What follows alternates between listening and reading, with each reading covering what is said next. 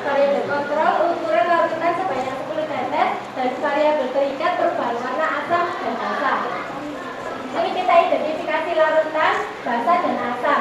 Untuk larutan basa, pH slow aja ya Olive, nggak usah cepet-cepet biar temennya bisa mendengar dengan enak ya. Identifikasi larutan untuk yang basa. Larutan basa memiliki pH lebih dari 7, bersifat pahit, dan memiliki ion OH-. Contoh larutan yang bersifat basa ialah sabun dan kapur. Mengidentifikasi larutan basa dapat menggunakan indikator alami, yaitu kunyit dan bunga sepatu. Larutan basa dapat ditandai perubahan warna pada indikator kunyit, berubah menjadi warna merah, dan pada indikator bunga sepatu menjadi kuning. Untuk larutan asam, pH memiliki pH di bawah 7 dan bersifat kecut, memiliki ion H+. Contoh larutan asam yaitu cuka, jeruk nipis, dan minuman-minuman yang bersoda. Mengidentifikasi larutan asam dapat menggunakan indikator alami, yaitu kunyit dan bunga sepatu. Larutan asam ditandai perubahan warna pada indikator kunyit, berubah warna menjadi kuning, dan indikator bunga sepatu yang berubah warna menjadi merah. Dari identifikasi larutan kita mengetahui pH larutan. Untuk mengetahui pH larutan kita menggunakan pH larutan universal. Kita mengetahui air cuka memiliki pH 1, air sabun memiliki pH 12, air kapur memiliki pH 12, jeruk nipis pH-nya 3, yogurt pH-nya 4, teh botol pH-nya 10, Sprite pH-nya 3, Isoplus pH-nya 5, white coffee pH-nya 10, santan cara memiliki pH 6, Fanta memiliki pH 3. Dari sini kita menarik kesimpulan dari percobaan larutan yang termasuk basa adalah sabun dan kapur, dan larutan yang termasuk asam ialah cuka, jeruk nipis, yogurt, teh botol, Sprite, Isoplus, white coffee, santan kara, dan juga Fanta. Oke, baik. Dari hasil percobaannya Olive sudah diketahui ya bahwa ada larutan asam diantaranya itu tadi, dan basa adalah diantaranya sabun dan air kapur. Kalau disimpulkan dengan permasalahan yang kemarin bagaimana? Membahas tentang apa kemarin itu videonya?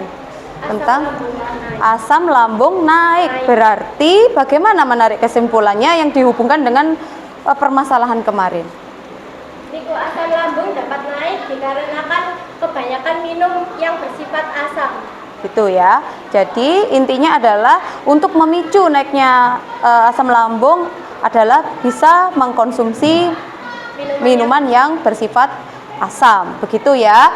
Oke, dari kelompoknya Olive mungkin ada pertanyaan. 2 orang bertanya, silahkan angkat tangan. Oke, Yosia, silahkan. Alat apa yang digunakan untuk mengetahui asam dan basa?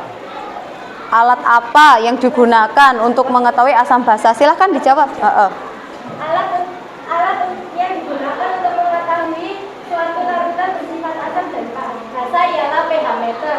pH meter adalah alat yang mampu mengikuti tingkat kesamaan dan kebasahan suatu larutan. Gitu ya. Jadi bisa diuji pakai pH meter. Ada pertanyaan lagi?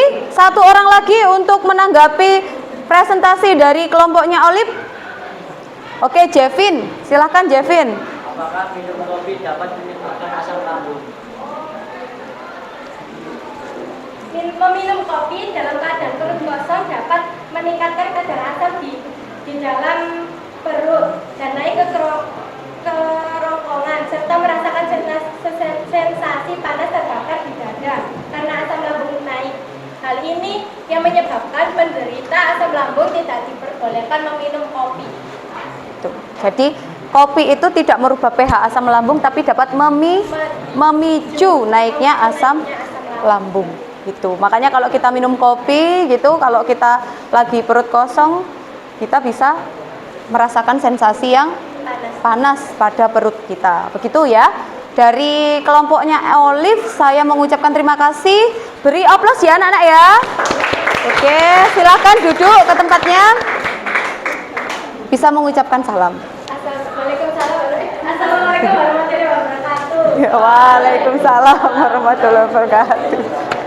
Oke, nampaknya Olive sangat nervous ya dan semangat sekali. Oke, untuk kelompok berikutnya, silahkan maju ke depan untuk mempresentasikan hasil diskusinya, anak-anak. Ayo. Oke, Hendy, silakan maju Hendy.